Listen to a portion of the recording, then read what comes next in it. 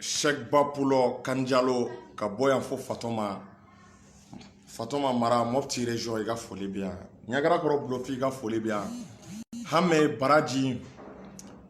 Fofana ka boyan fo Francis au ka foli belebele bien et RSP ou ka foli bien réveil des peuples du Sahel ou ka foli bien Mamadou le Sahel 124 arrache chapé araman diko nunu bega foli bien au télé à partager la jona information dumombe nouvelle dumombe ka da au kloka au télé ani amena ndado ko waraw fanela ka olu fo awye est-ce que vous voyez damele na les transporteurs et faut en fo gawo et disons faut en fo maina afana ka foli bia c'est-à-dire on va faire no ke anga page la ni clé flane a kana jigala on va anga page audience on va amener quoi mais c'est pas grave, c'est pas un souci. C'est-à-dire à continuer à partager là à keru envoyer à ker envoyer ani à partager parce que page signalé quoi il page signalé donc à continuer partager ka la groupe ba nunu kan ani avec ker munu envoyer c'est ça au ker nunu ba to ko signalé li atg anga abe a fait fanga droit depuis quelques jours donc on va constater mais c'est pas un souci. Parce que au Béninke, l'objectif te doré en kumakan a kana se ka se a se yɔrɔ la mais ni ala sɔnna m'a dɔn aw bɛ aw se kɛ a ko la voilà donc aw teliya nouvelle dumanbaw bɛ yen et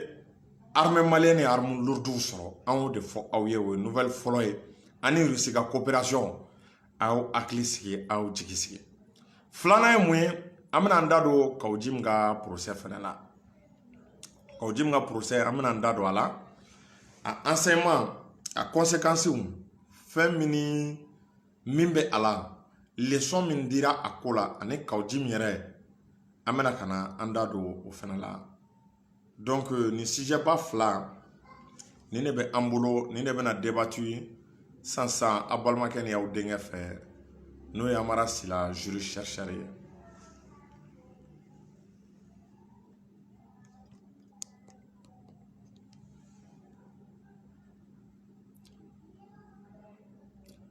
Voilà, vous avez vous avez 30 secondes. Amena Adam Nessan. Vous connectez les gâteaux. Voilà. Vous avez 30 secondes. Amena Adam Nessan. Et Malidon, ayaw aklisi. Ayaw jigisi. An armée wallahi ou be barala. An autorité ou be barala. Assimi be barala. Sadio Kamara be barala. Malidon ame ka armement sɔrɔ koyi Malidon ame ka armement sɔrɔ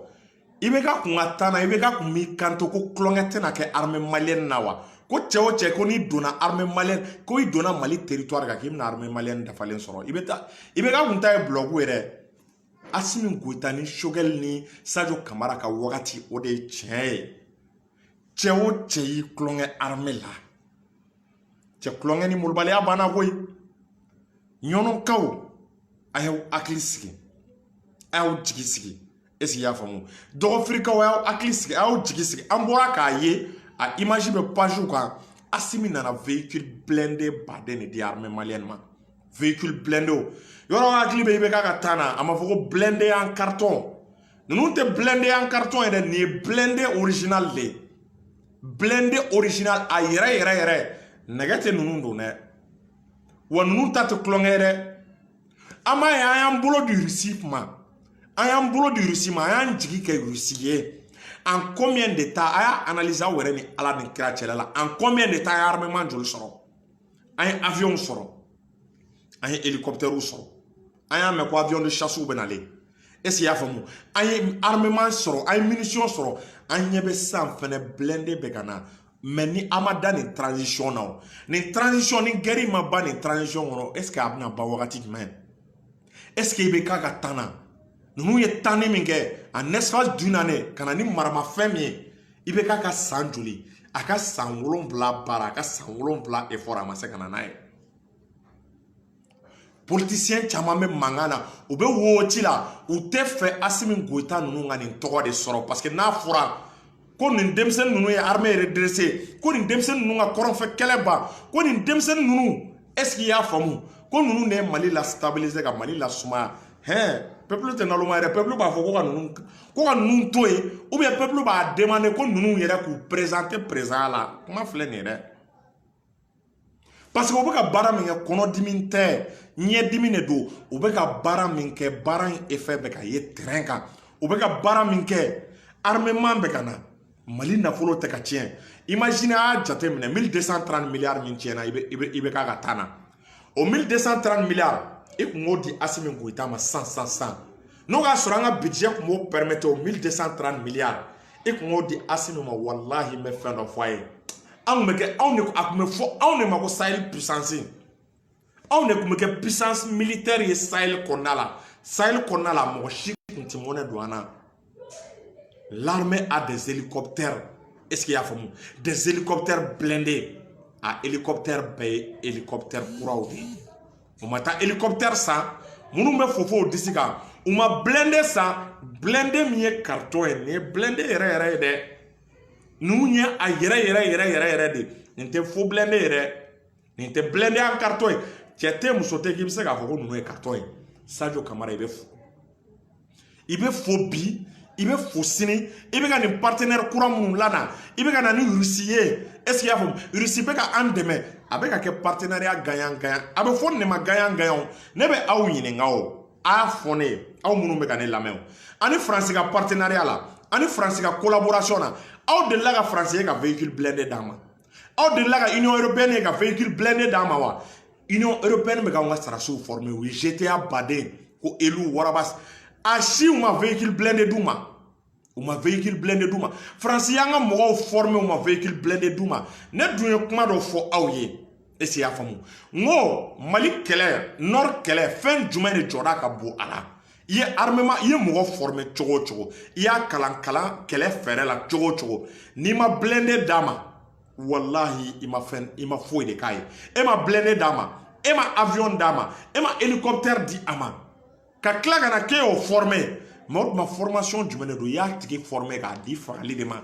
i ye mɔgɔ former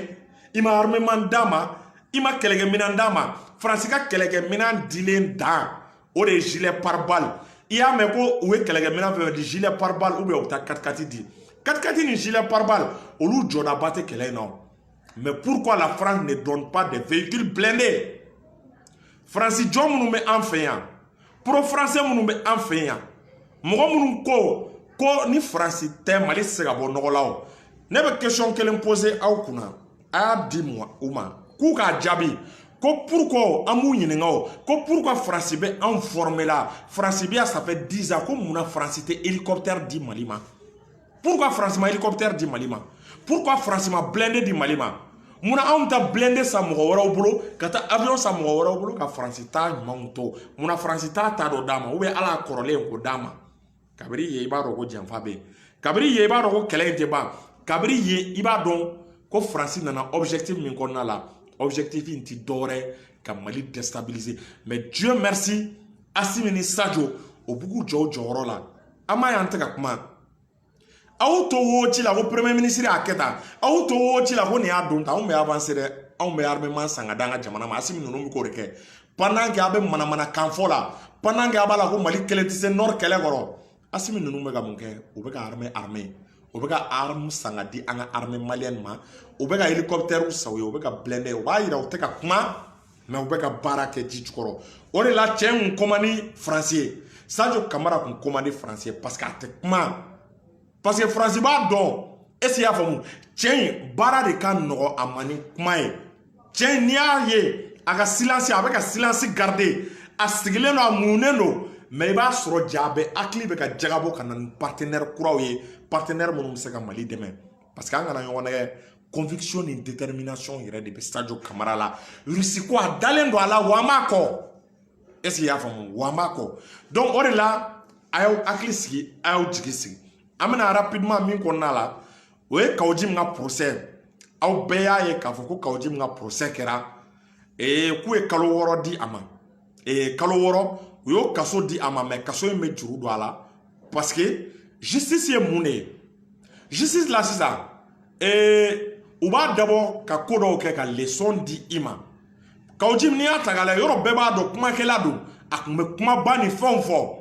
donc a bilalen Kiri ye liberté provisoire d'a ma o temps kɔnɔna la est-ce que i y'a faamu parce que députés de y'a demandé ko Kiri ka liberté provisoire d'a ma donc o liberté provisoire min dira ma o temps kɔnɔ ala ko tiɲɛ Kaw Jim a ma kuma a ma mankan kɛ a sigilen tora a ma mɔgɔ dɔgɔya donc n'i y'o kɛ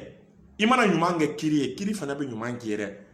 mɔgɔw k'a dɔn Kaw Jim mɔgɔ t'a contre la procureur Touré t'a contre la malidenw t'a contre la mais a tun bɛ ka kuma min fɔ wagati min na le moment était mal choisi parce que jamana ka kalan jamana mago bɛ stabilité de la jamana mago bɛ tranquillité de la jamana mago bɛ bɛn de la jamana mago bɛ lafiya de la donc i b'a ye k'a fɔ o de la Isa Kaw Jim ne b'a faamu k'a fɔ